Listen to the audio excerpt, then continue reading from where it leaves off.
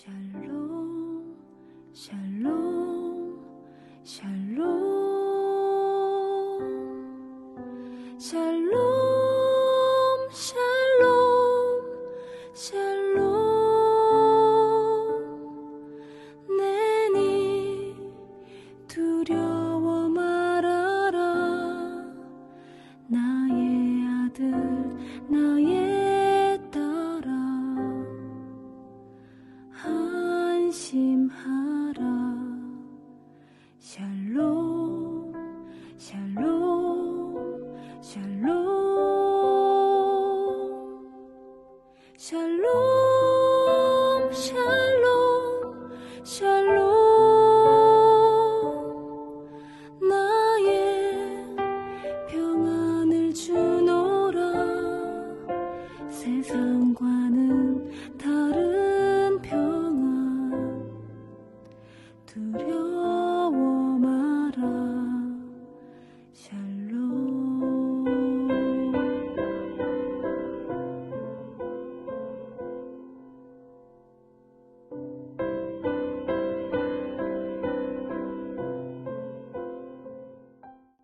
7월 5일 늘 푸른 새벽 예배를 하나님 앞에 올려 드리겠습니다.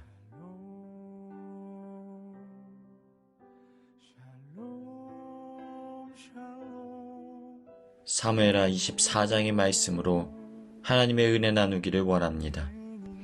오늘 본문의 말씀은 다윗의 또 다른 실패를 기록하고 있습니다. 이로 인하여서 안정된 이스라엘 나라가 또 한 번 큰 혼란에 빠지고 말았습니다. 사무엘하 24장 1절 여호와께서 다시 이스라엘을 향하여 진노하사 그들을 치시려고 다윗을 격동시키사 가서 이스라엘과 유다의 인구를 조사하라 하신지라. 하나님께서 진노하셨다라는 것입니다. 그로 인하여 이스라엘 가운데 급속도로 전염병이 퍼져나가기 시작합니다. 과학 문명이 발달한 오늘날에도 코로나와 같은 전염병은 우리에게 큰 두려움과 위기를 가져다 줍니다. 그런데 이러한 끔찍한 전염병이 이스라엘 전역 가운데 퍼져나갔던 것입니다. 결국 7만 명이라는 많은 사람들이 죽음을 맞이하고 맙니다. 도대체 이스라엘 땅 안에 무슨 일이 일어난 것일까요? 왜 하나님께서는 이스라엘 백성들에게 심판의 징벌을 내리셨던 것일까요? 그것은 바로 다윗이 교만하여 하나님의 뜻을 행하지 않았기 때문입니다.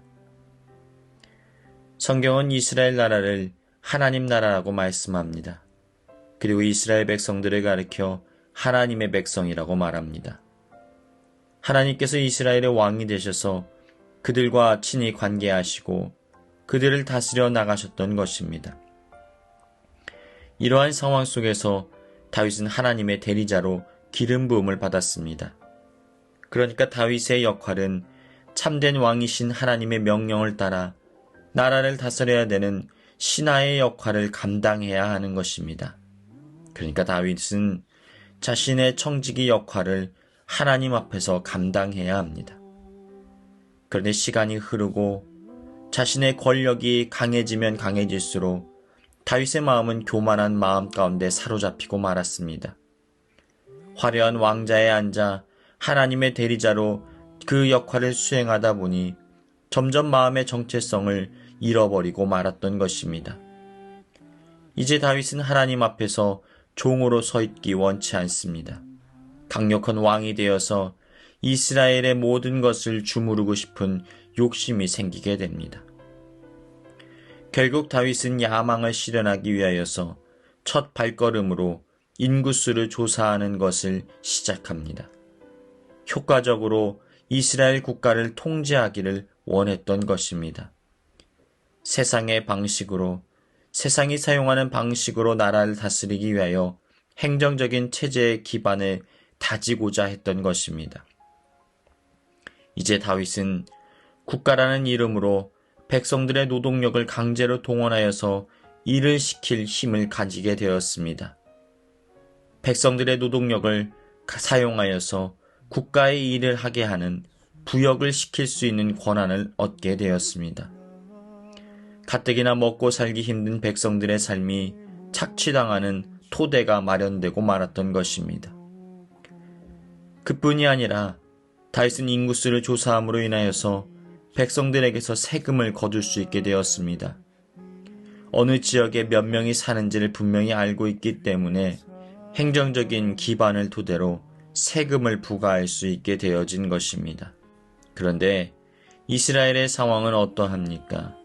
가난한 자들이 부유한 자들에게 빌린 곡식을 갚지 못해서 노예가 되어지는 심각한 부의 불균형이 일어나는 상황입니다.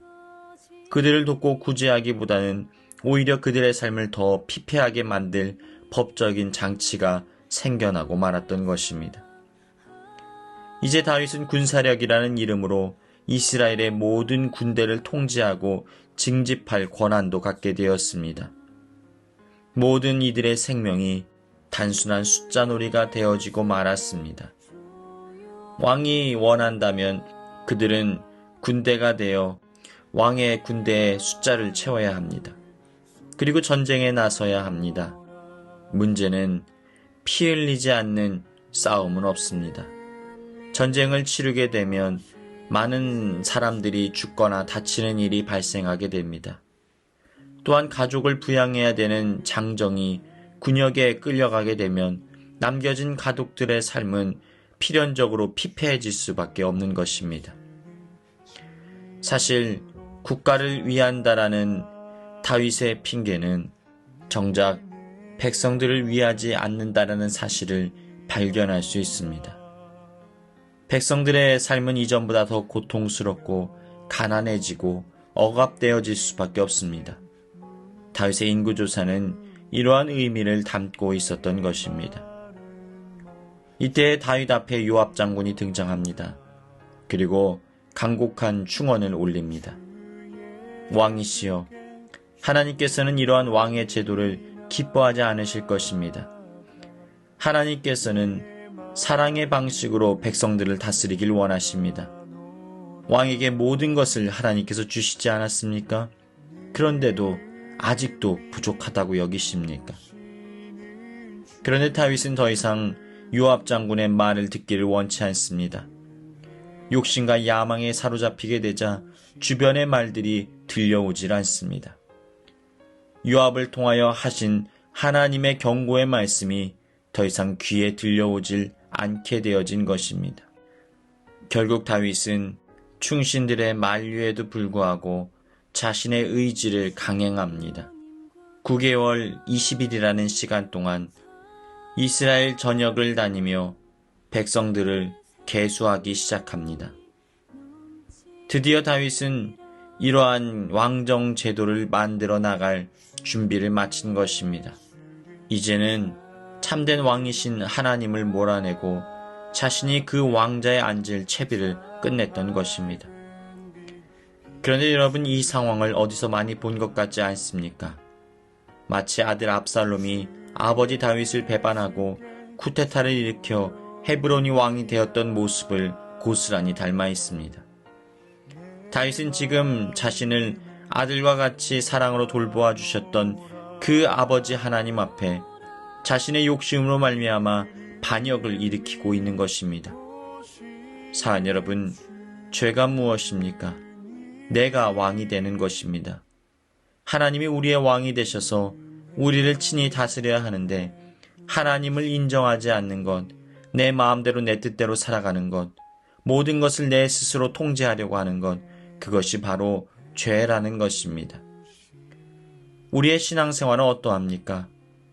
혹시 내 뜻대로 육신의 정욕과 안목의 정욕과 이생의 자랑을 쫓아 살아가는 하나님을 반역한 삶을 살아가고 있지는 않습니까?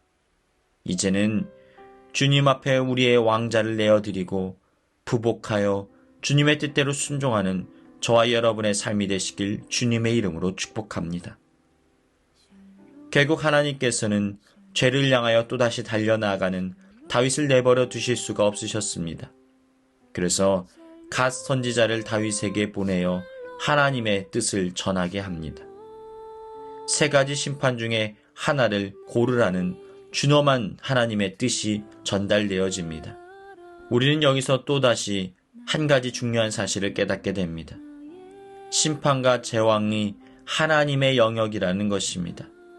하나님께서는 자녀된 자들을 잘못된 길로 가게 될 때 인생 책찍과 사람 막대기로 사랑으로 징계하시고 돌이키게 하십니다. 사랑하는 여러분, 뜻하지 않은 어려움의 문제가 닥쳐올 때 우리의 영적인 상태를 진단하고 하나님 앞에 엎드리시길 주님의 이름으로 축복합니다. 결국 다윗은 감당할 수 없는 상황에 이르고 나서야 하나님 앞에 무릎을 꿇습니다. 자신의 교만한 죄를 회개하기에 이릅니다. 사랑하는 여러분, 오늘 말씀을 통하여서 영적으로 깨달으십시오. 혹시 우리 안에도 다윗과 같은 반역의 자리가 있지는 않습니까? 우리의 욕심과 야망을 채우기 위하여 하나님의 뜻을 따르길 원치 않는 그러한 자리가 있지는 않습니까? 이제는 하나님의 백성된 자로서의 정체성을 바르게 세우고 하나님 앞에 겸손하고 낮아진 자세로 종된 자의 삶을 살아가시길 주님의 이름으로 축원합니다. 교회에 주신 공동의 기도 제목을 가지고 다 같이 기도하시겠습니다. 기도의 모범을 보이셨던 주님을 본받아 날마다 그리고 매 순간 기도의 사명을 감당케 하여 주옵소서. 기도를 통하여 하나님 앞에 우리의 시선을 고정하고 우리를 돌보기 위해 달려오시는 응답의 주님을 경험케 하여 주옵소서. 우리 늘푸른 교회 가운데 죽었던 모든 것들이 다시 살아나는 부흥의 역사가 임하게 하여 주옵소서. 다 같이 기도하시겠습니다.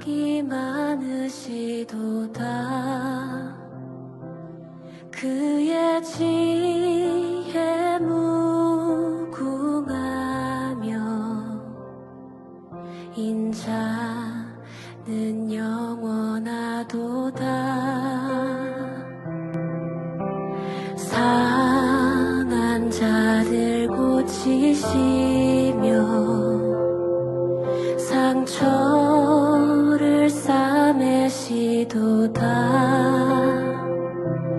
별들의 수를 세시며 이름을 붙이셨도다.